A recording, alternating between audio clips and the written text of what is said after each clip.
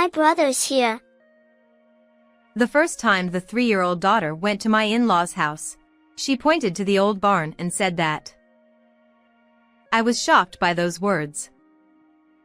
No way. That can't be. Actually, my son, who was 2 years old at the time, went missing around the in-laws area 5 years ago. That was the place we searched extensively. But if my daughter says so, maybe there's no mistake. Because she has a mysterious power. With trembling hands, I opened the heavy door, and an unbelievable sight met my eyes. It was a moment when I was liberated from long suffering. It was 3 years ago when my daughter Emma was born. Since we have a daughter now, let's forget about Justin. My husband Louis told me that. But I think it's better for you that way. I bit my lip and stayed silent without arguing. Maybe it was his way of caring for me, but I couldn't forget about my son Justin. It was my negligence that led to my son's disappearance, and I had been blaming myself ever since Justin went missing. That day when the incident happened was a Sunday at the end of April 5 years ago. Today, go to my parents' house. Louis, who is usually gentle, said so forcefully at that time. Sure, but why all of a sudden? Is something going on? Looks like my parents are preparing for Children's Day and want to see Justin. They wanted to show their first grandchild the impressive fish decorations swimming in the sky and the ornaments displayed in the alcove. Or so they said. My in-laws' house was in the countryside, taking over 2 hours by changing trains and bullet trains. We both worked, with my husband working for a major company in the city and me doing translation work from home, so we couldn't visit home easily. I feel uneasy. But let's do our duty to my in-laws, who I should really consider as my own parents. There was another reason why we didn't visit my in-laws' house much. My mother-in-law always treated me harshly for being a daughter-in-law. But since my parents had already passed away, I convinced myself and left my husband, who had to work on his day off, and went to my in-laws' house with my son. As soon as we arrived, my in-laws welcomed Justin with joy, saying, "The heir has come." But as expected, my mother-in-law glared at me. Louis ended up with a worthless wife. Not only did you take away my son, but you won't let us see our grandson. I'm sorry. My job keeps me busy, and I can't find the time. You, a woman, acting so high and mighty with a job. I never liked you from the start. She kept throwing one cold word after another at me. Because of you, my son has changed. He doesn't even come back as the heir. But that's because Louis decided it himself. I don't want to hear such talk. It's all your fault. No matter what I said, my mother-in-law wouldn't accept me. My father-in-law, who stood beside her, was kind to me, but it seemed he couldn't oppose my mother-in-law and pretended not to hear. Maybe if my husband had been there, he would have defended me, but at that moment, I could only endure. Still, my son was delighted to see the big fish decorations and the impressive Children's Day decorations he couldn't see in the city. Furthermore, my in-laws owned a large, impressive sake brewery, and there were big trees in the spacious garden.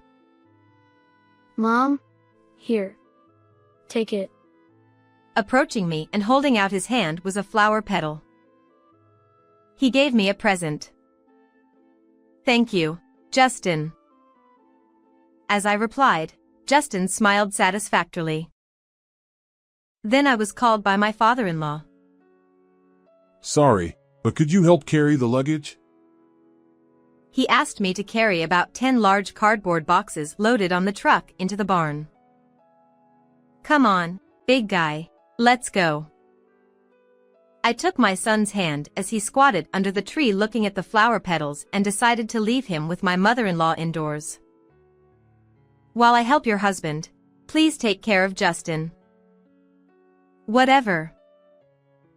My mother-in-law didn't even look at me, pulled Justin toward her, hugged him, and smiled. Feeling relieved to see that, I returned to the garden to help my father-in-law again. After a while, when I finished carrying all the luggage inside, my son was not beside my mother-in-law. Hey, where's Justin? Huh? I don't know. He said he was going to mommy's. But he hasn't come. I frantically searched inside and around the house, but I couldn't find him anywhere. My son suddenly disappeared. How far could he go with his 2-year-old legs? Maybe he's in those mountains? Behind my in-laws' house, there was a dense mountain, and I thought he might have wandered in there. Justin, where are you? Answer me. Mommy's here to pick you up. I searched desperately, shouting until my throat was dry, but I couldn't hear my son's reply. My husband also rushed over upon hearing my call and comforted me, saying, "It's not your fault. It's useless to search anymore." On that day, my mother-in-law started saying such things. Please. Can't you ask the police to help and get the local people to cooperate? I desperately bowed my head to my mother-in-law, who refused to accept it. I won't allow that. Reporting to the police would be shameful. Besides, it's your fault for taking your eyes off him. I'm sorry. But right now, we need to find Justin. That's right, Mom. It's not the time to worry about appearances. I'll go ask. If Lewis says so. I guess there's no helping it. Reluctantly, my mother-in-law agreed as asked by my husband and contacted the local people. At that moment, I once again thought that Lewis was the only one on my side, and tears almost welled up. Thank you. I'll contact the police then. I think it's better not to. Why? We need to find him as soon as possible. In a maze-like countryside, the locals might know more. The police might prioritize finding the criminal over the search. Let's start by searching with the locals. I agreed to my husband's idea, as long as Justin was found quickly. However, despite the efforts of many people searching, my son was not found. We should still report to the police. You're right. I'll go now. An hour later, when my husband returned home, he said that they would expand the search area deep into the mountains and investigate the possibility that someone had taken him. I hope he's found soon. Please be safe. Despite searching everywhere, my son couldn't be found, and 3 days after he disappeared, I was taken home by Lewis. Even after that, I worried about Justin and visited my in-laws' house alone many times, starting a life of searching in the mountains and surrounding areas. Because of you, our grandson is gone. Don't ever come to our house again. But my mother-in-law disliked me, and I eventually couldn't get close to my husband's parents' house. In hindsight, maybe I should have quietly searched without telling anyone. Even in such a situation, Lewis always empathized with my feelings. I'm thinking of cutting ties with my parents, who always treat you coldly. One day, he suddenly told me that. Is that really okay? You don't need parents who make you suffer. And let's stop looking for Justin anymore. I'm worried about your health. Since my son disappeared, I couldn't sleep at night, couldn't eat, and ended up losing weight until my bones were visible. Persuaded by my husband, I decided to believe that someone is protecting Justin and he's still safe. Eventually, I became pregnant with our second child and gave birth to a girl. We named her Emma. I never forgot about my son, but I decided to pour all my love into raising my daughter as well. Actually, Emma had a slightly mysterious power. For example, when I was searching for something without saying anything to her, Emma would always bring it to me right away. There were also times when she helped me. While walking in the nearby residential area, That big guy wants mommy's bag. and when my daughter muttered that, a young man on a bicycle coming from the front reached out for my bag. At that moment, when I changed the hand holding the bag, the man lost his balance and fell. The perpetrator was apprehended by the nearby people who witnessed the whole thing and safely handed over to the police. With such incidents happening, I thought Emma's power was real. However, even if I told my husband about this story, he only found it creepy and didn't believe it, so I stopped talking about it to him afterward. Emma grew up healthy, and when she turned 3 years old, suddenly, she asked, "Where are my grandpa and grandma?" I was startled by those words. Come to think of it, my parents-in-law had shown a lot of affection to my son. Although I was too preoccupied with grief to notice at the time, my husband's parents must have been sad when Justin disappeared. Just like me. It might be selfish not to let Emma meet them just because of my feelings. Thinking that way, I decided to consult with Lewis. I've cut ties with my terrible parents. There's no need to let our daughter meet them now. He vehemently opposed it with a grim expression. But I felt an indescribable discomfort with his attitude. In hindsight, maybe it was a premonition of something. A few days later, without telling my husband, I decided to visit my in-laws' house with Emma for the first time in years. When I arrived at the nearest station and called to inform them that we would take a taxi there, my father-in-law ended the call unilaterally in a fluster, saying, "I'll pick you up by car right away." Since I was already in a taxi, I tried calling back, thinking we shouldn't miss each other, but the call didn't go through. By the time I arrived near my in-laws' house, I decided to take a detour from the road with Emma holding my hand. As we walked along the narrow path leading to my in-laws' house, my daughter suddenly pointed to the barn behind the building. My big brother is in there. Eh? Even though I hadn't told her about Justin, it was strange that she suddenly said that. Could it really be? With a last hope, I peeked into the dimly lit barn and was met with a surprising sight. It was the figure of a boy chained to a pillar in the barn. It was my beloved son, whom I had never forgotten for a single day.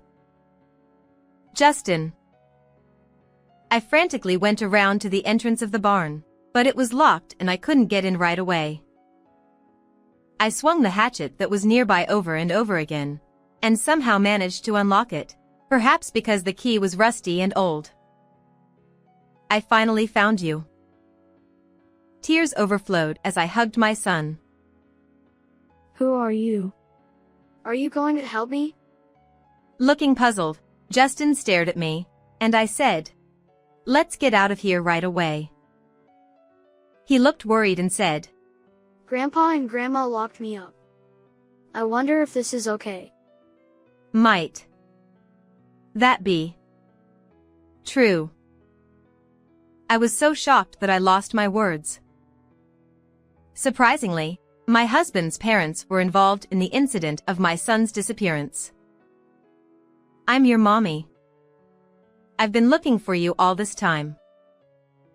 To rescue my son, I took pliers from the toolbox that was in the corner of the barn and cut the chain. Then I took the children and hurriedly entered a mountain path off the road.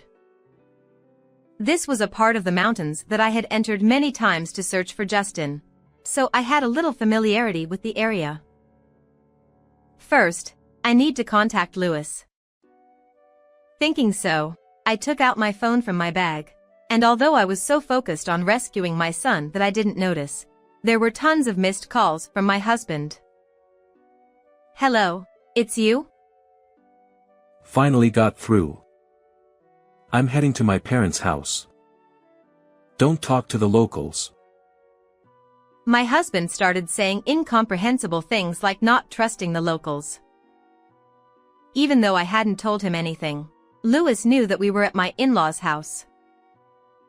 Probably his father had contacted him. But still, why would he dislike contact with the locals who had helped search for Justin together when he disappeared? So, where are you now? I'm at the station, waiting for your father to come. Feeling a bad premonition, I deliberately lied to my husband. Oh, then that's good. I felt something was wrong with Lewis, who seemed relieved. I continued to walk along the mountain path with the children and decided to stop by a house along the way. It was the home of the Smiths, who had helped in the search for Justin before. Hello.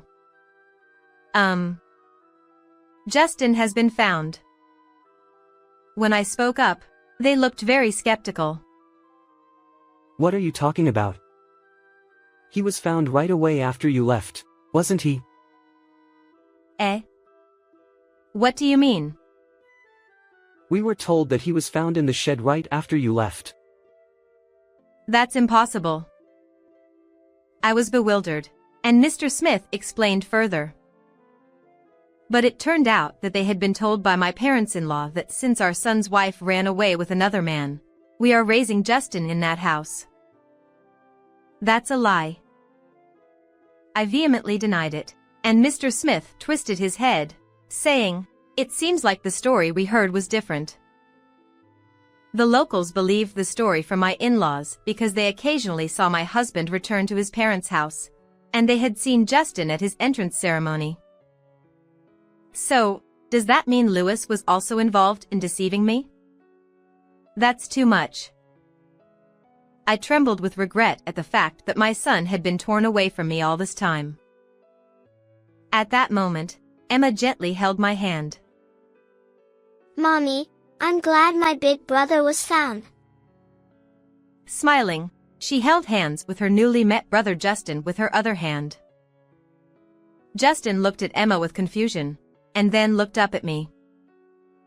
Until then, Justin's expression had been stiff, but he looked into my eyes and said with tears streaming down his face, Are you really my mommy? You didn't abandon me, right?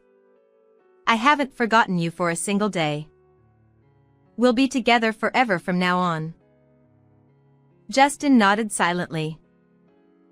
When I listened to Justin's story, he told me that his grandparents had received a call from someone and took him to the barn, telling him, "Don't make a sound. Hide," and chained him there just before meeting me. Thinking about how scared my son must have been, my body heated up with anger. I can never forgive this. The Smith couple, who had been watching our situation, offered their help. I immediately called my father-in-law and husband and told them that I was at the Smith's house. The first one to rush over was my mother-in-law. "Don't you dare take my grandson away on your own." She flew into a rage and tried to hit me, but the Smiths stopped her. "This child is my son. You told me he was missing and deceived me, didn't you? That child isn't Justin. He's my daughter's child." My mother-in-law tried to evade responsibility by claiming that he was her daughter's child. No. He's my big brother. That's right. Your story doesn't match hers. This child is Lewis's, right? My mother-in-law mumbled and avoided eye contact. Then my father-in-law arrived and shouted, "We've disowned this wife. Don't take them away," and tried to take Justin back forcefully. He tried to forcibly take my son away from me, who wouldn't let go, but Mr. and Mrs. Smith intervened, trying their best to protect my son. What are you doing? I cut ties with my parents. Let's go home. Then, Lewis came running with a changed expression and told me, I won't be deceived anymore. You're the one who separated Justin from me. Stop saying weird things. I've always been on your side, haven't I?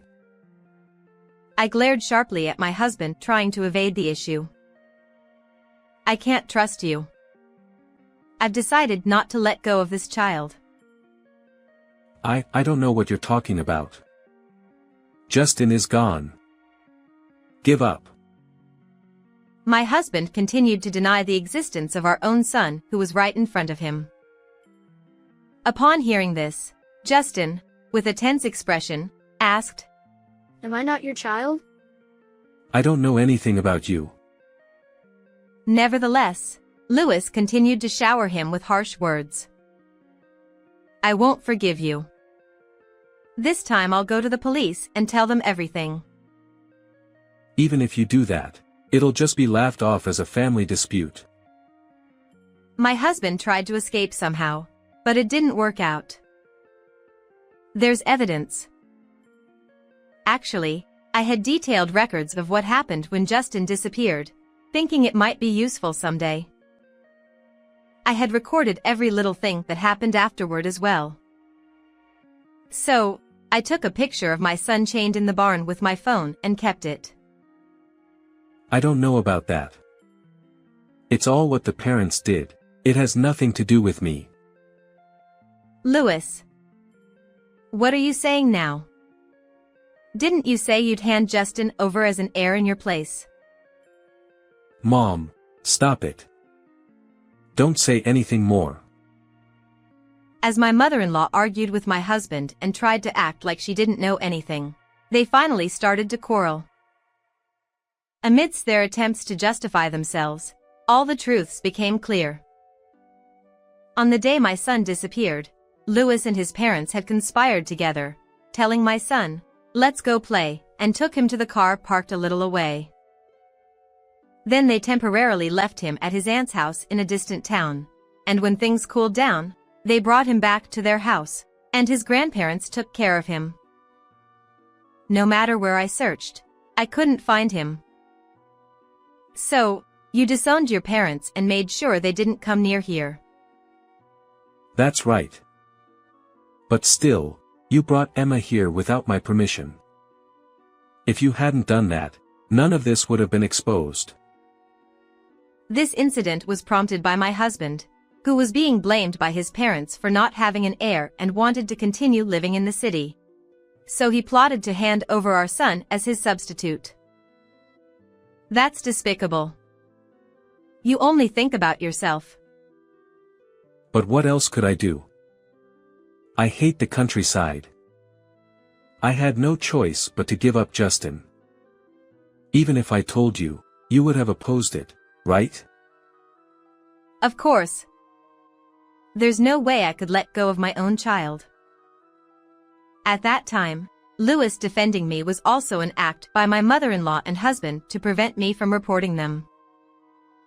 They only told the locals to search for the child, and my husband never went to the police.